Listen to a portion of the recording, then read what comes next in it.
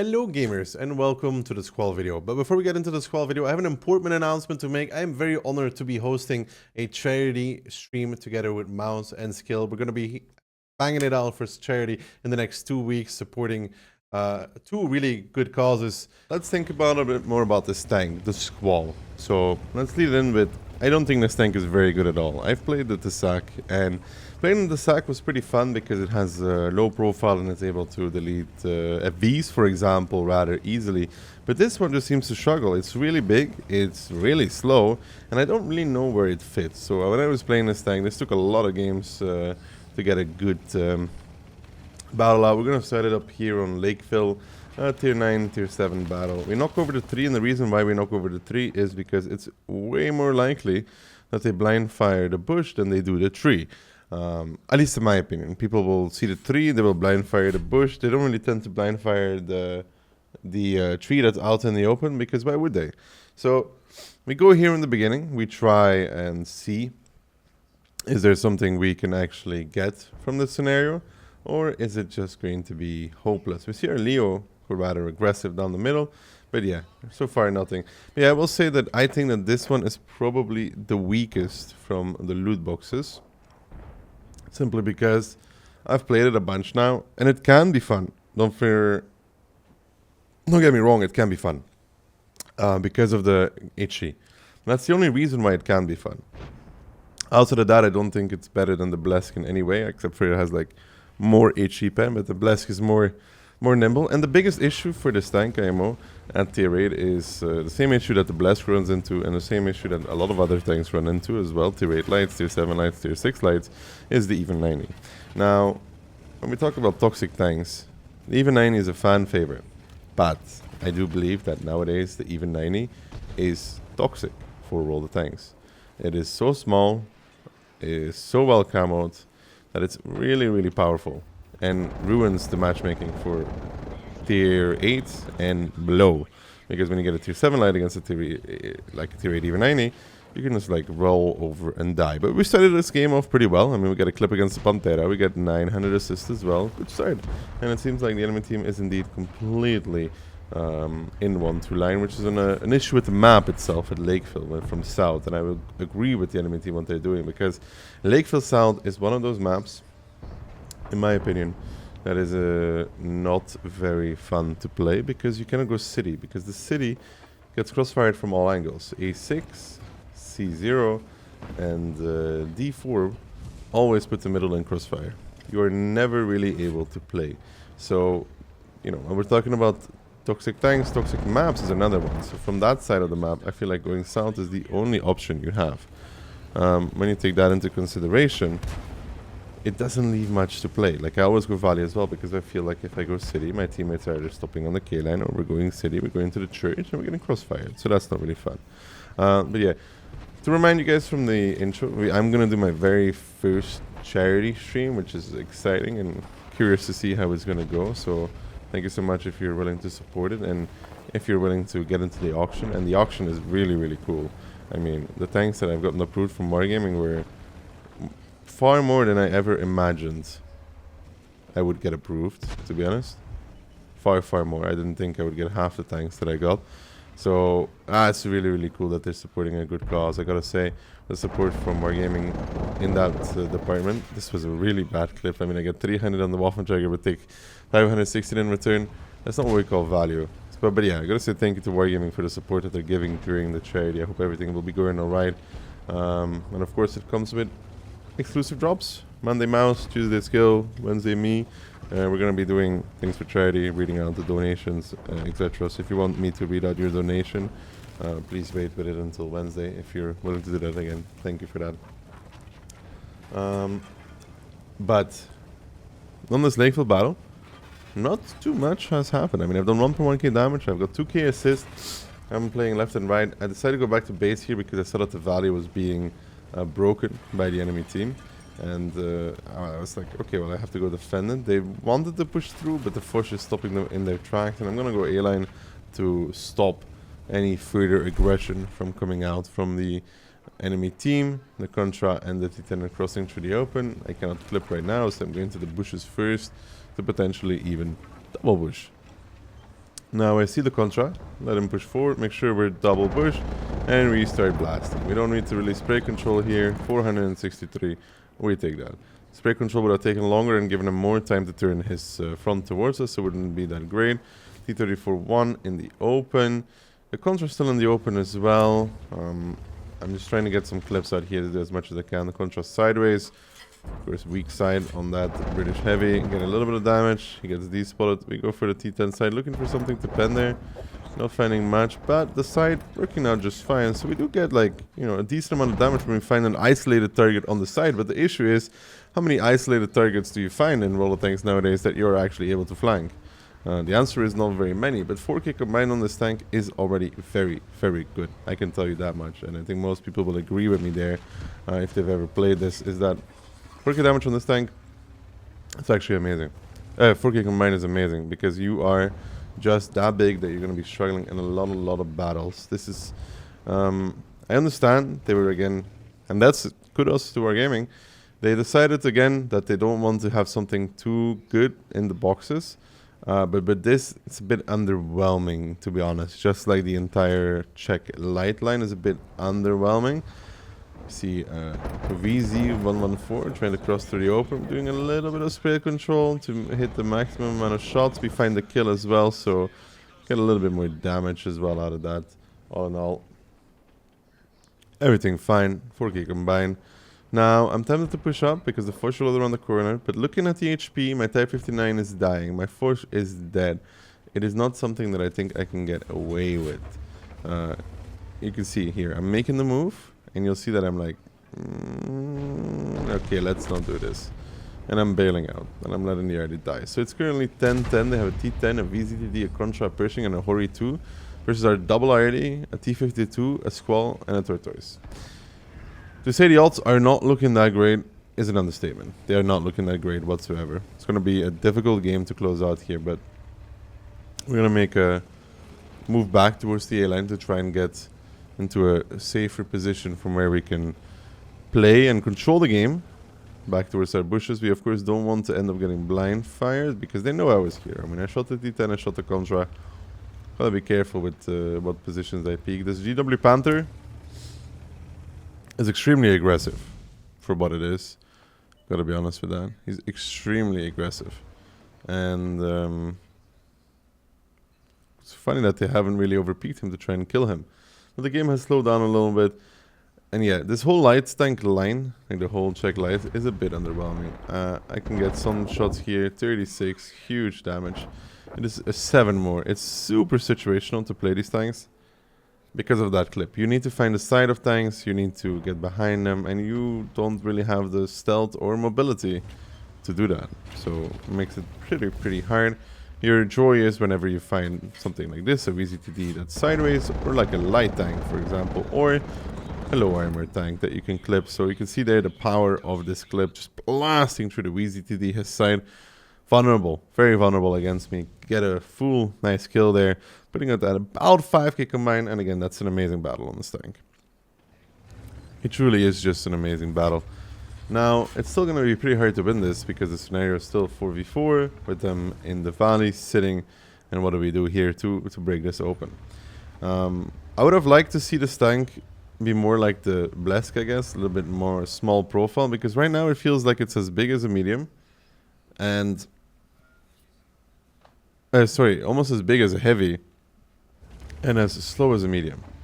Now, in terms of light tanks, I mean, we have Manticore, we have EBR in the game, we have even 90 in the game. I don't think we need to be too conservative to how good we make the new lights, because they have to be really good to be able to compete versus EBR and Manticore.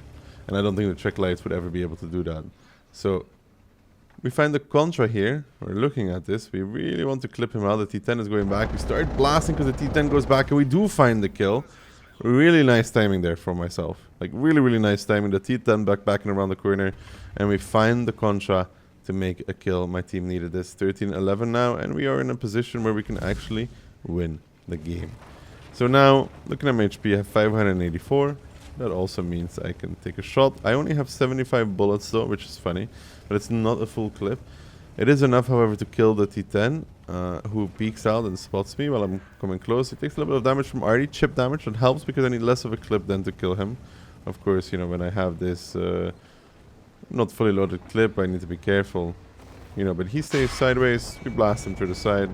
And you can see with 14 bullets to spare, we pick up the T10, giving us a 6k combined roughly in this tank, which is honestly very, very good in my opinion. Like, you will, if you ever get this tank and play it, you'll realize that these games are rare actually on this tank. It took me quite a while to find these battles, but at the end of the day, I did find them, and now it's just the Pershing left, of course, and the Pershing has decided to risk it against the Biscuit for a fight against the Tortoise. Now, I think we all know how that's going to go, to be honest. I think we all know how the Pershing is going to fare against the Tortoise, but yeah, you could see here that the tank can work in certain scenarios, but this was a highly specific use case scenario where the tank works. I'm just trying to blast here to get the kill. I do find the kill. He's down and out, and we ended with a pretty good battle in my opinion. Now we get on to Mines. Mines in the Sack in a tier 9 battle again. Not ideal matchmaking, but let's be real, when you play a light, you never get ideal matchmaking, is what I feel, which is one of the reasons why I don't really like playing lights. Let me know what you think about that, because I find the light MM extremely frustrating most of the time. But yeah, we go towards the hill here, and I think it's at this moment we realize that hey, we cannot do this. We cannot actually go up, so I decided to start clipping out the Squall and decide to back off. Because I'm like, where are my medium tanks? And this is another issue about this tank, by the way. It's so big that nobody misses it. Nobody misses this tank whatsoever, no matter what happens. So I'm like, okay, where are my medium tanks? The DZ aiming from the base. Yes, here the Fertility and the Udas and the Indian Panzer have no interest in taking the hill. Alright, fine. Let's go towards the island then. Whatever. It be that way. So we decide to go towards the island, and you'll see we end up in a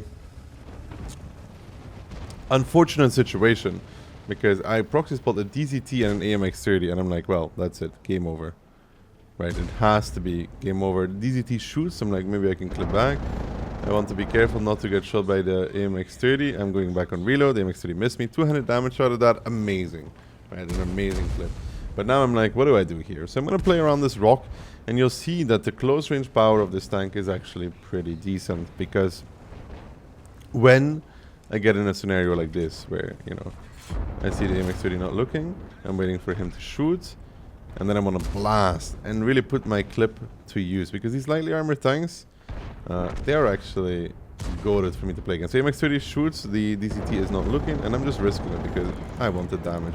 Tracking him as well, 683 out of that remainder clip. The DCT getting blasted as well from angles. Beautiful stuff for me, and here I'm like, please, 430, please go, because, like, you know, I see the DZT coming, so I'm like trying not to die here. But, you know, out of this I got 2.5k combined, which is actually amazing. Let's be real, between you and me, getting that amount combined out of the situation we were in is already very good. So that was a bit of a showcase about what this tank can really do, and also showing the second setup, which is a turbo optics stab setup, because let's be real, turbo is nice on this map, stabs is also nice, and optics is just, you know, you still have some spotting capabilities while I'm at it, right? So now we take 1-2 line fully, and this is where you'll see the tank really struggle again, because let's be realistic, it doesn't really like shooting on range. I'm gonna double bush at least. I was really trying at this point to find a good battle. 99 damage, amazing, huge. Oh my god, another 100 and 209, beautiful, unbelievable, huge damage. So now it's 5-2. My team is actually on the comeback, and I am gonna be able to blast for a little bit more, but it's all going to be dependent on how much clips I can find on the sides of them. And yeah, like I said, these tanks, this line can be fun. Like, it really can be fun. However, I think the circumstances and situations in which it is really fun are so highly specific that it's like you're gonna have a lot of frustrating and annoying battles in this. And if you do end up getting a spotting map, you're like, oh my god, it could be a good game, and then you see an even 9 on the enemy team, and you're like, it could be a good game for the other guy, because you know it's not gonna be a good one for you. The Rask will try to clip me through the rock here, which is interesting. I mean, you know. But, you know, 3k combined. Not bad at all. I'm just trying to figure out here in this situation, like, what can I do? I'm gonna blast towards the Felice. Nobody gets tracked, which is huge because look, the damage does stack up when I find the side of a medium tank. 371 on that clip. All in all, again, pretty good result. We got 2.7k damage, and again, 2.7k damage on this tank is very good. It is a tier 8 light that has very low damage potential IMO. It has a little bit of high potential in the battle itself because of the ability of clipping out a lightly armored tank, but outside of that, it doesn't have much left. So now I'm going to be pushing up because there's nothing left to shoot at. I do have enough camo to cross over this part and find some shots into the back of the enemies. I don't see the guy's HP on the cap, so that's why it looks probably worse than it really is. And I want to go find the artillery, which is of course the greatest joy with this tank is killing artilleries because they die so quickly. There's nothing greater than killing an artillery in this tank because, you know, like, they just die. Like, they just explode. They die even faster against HE. And that was it for this battles on mines. I mean, 3k damage, 4k damage on mines, 4k combined on mines is a very good result on this. I'm not joking with you. I'm not trying to make myself look better than this. I really think this is a good result for this tank on this map, for the way that the game played out, in my opinion. And because of that, I'm pretty happy with that, because it took me forever to find the good battles on these tanks. So, yeah. Okay, this is an interesting one. We get Studzianki in a tier 7-8 format. When I'm playing this, you can already see I'm very afraid of the even 90. I'm not going to go straight down the middle because the even 90 will kill me. I don't want to go too far north either because I don't have any teammates. And this is a very interesting team distribution on this map. Let's be real. I see the EBR Hodge and I'm like, I'm going to ruin this man's whole career, whole life, and everything else in between it. Because my Hodge was already spotted. The TTs from the base were looking at that and they weren't ready for what I'm about to do to this man. Because this, what you will see is this tank's greatest strength. It doesn't just apply to against Hodge kisses. It applies against anything without armor because when it does this, it's fun. Right? You can clip lowly armored tanks in a few seconds because it has like 2k clip potential on the HE with 50 pen. So all in all, it is pretty good to see it do this. And now it's still a very interesting battle though, because look at it, we have almost all of our tanks south. I'm being a little bit over aggressive even because I feel like, let's go guys, you know, let's roll up over and just demolish them. And I see another juicy little thing, the Skoda T17. I did take a Kilana shot for that, but luckily it's a Kilana, not a Grom. Kilana having less alpha. And here I'm just trying to ruin the life of the Kilana by shooting as much shells into its track as possible. Because I do that, he gets double tracked. Doesn't end up taking much more damage, but the idea was there, you know. The execution may not have been there, but at least the idea was there. And now we're up 4-0. We're killing the CS as well. I'm switching towards AP because, you know, I'm not going to pen him with HE. I want to get a few bullets in here. I do get a decent amount of bullets. I'm just spraying. So I get 343 out of that. I'm actually very happy with how little of his turret I could see and how much I got out of this. So all in all, again, very happy to see that damage come out. And 2k combined already on this tank.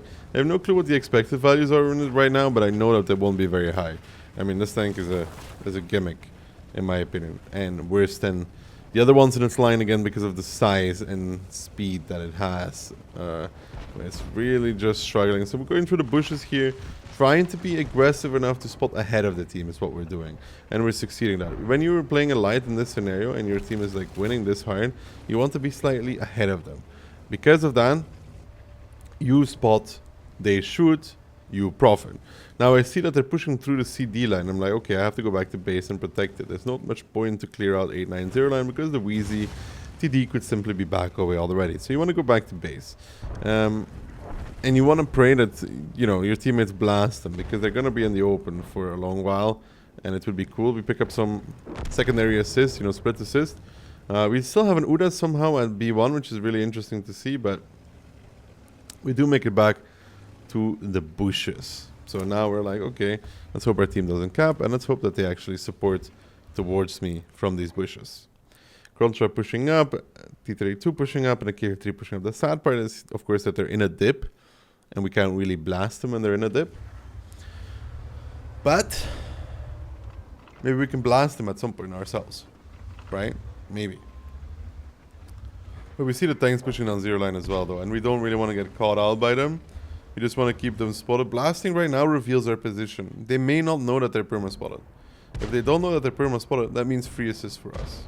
That's how you have to look at it. We get a bit more on the Challenger. We might get some on the Super Hellcat as well. And it's looking rather juicy, to be honest. Again, for this tank, I would say this is juicy. It's not an even 90. You can't expect to have results like an even 90. But already at 4K combined again, it's pretty good.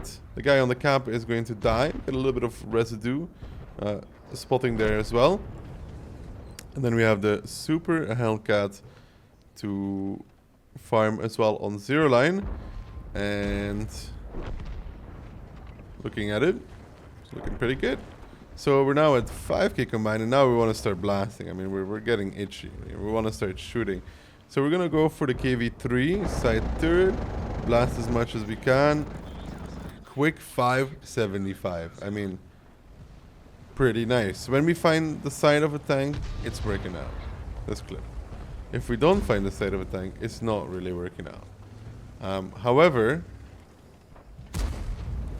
now we want to get even more damage. So we see the side of the T-32 turret. We don't really want to shoot this. We see our Contra push in, and I'm like, wow, let's go, guys. I'm going to start clipping this T-32 for all of his life. I mean, 794. And now we're driving in.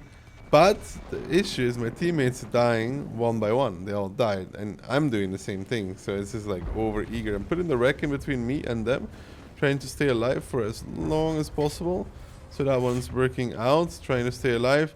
And here I should have kept running, but I didn't. I allowed myself to get picked up by the WZTD. If I kept running, I would have been fine. But I'm like, okay, it's fine, guys. We're winning this game. However, you will see now that, sadly, all of our teammates are going to do something very, very interesting. We will find the T-32. We'll put him on fire as well. But look, the VZTD picks up another kill. Now, you're already starting to wonder what if, right? Because, yeah, this is the what if. This is the what if we all go in one by one and throw our tanks away. What if we do that? What would happen? And the result of it is that everybody manages to die against the VZTD in a one by one fashion. That is the sad part of this battle. That we actually managed to throw it. But it happens. But it shows really well that going in one by one is usually a pretty bad thing.